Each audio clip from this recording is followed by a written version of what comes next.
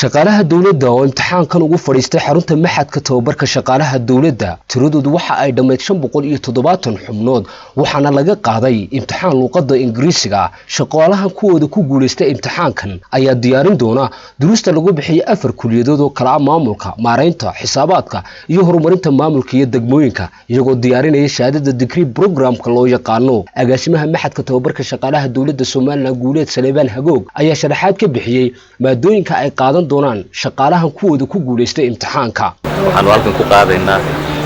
imtixaanaadkii barnaamijyada digriga ee shaqaalaha dawladda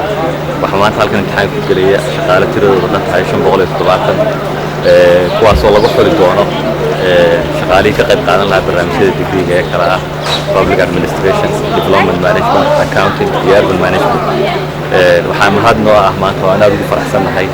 oo barnaamijkan qayb ka yahay barnaamijyada lagu kordhiyo tayada shaqaalaha dawladda waana barnaamij ka mid ah barnaamijyada ugu qaalisan ee maxadku bixiyo gudoomiyaha hay'adda shaqaalaha dawladda Soomaaliland Professor Maxamed Maxilla Boqorre ayaa dhankiisa iftiimiyay horumarka laga sameeyay kobca aqoonta shaqaalaha dawladda si loo horumariyo buuli shaqada qaranka oo ay tay waajib qaran oo loo baahan yahay inay adeegyada dadsan u fidiso bulshada rayidka ah waxa weyn maanta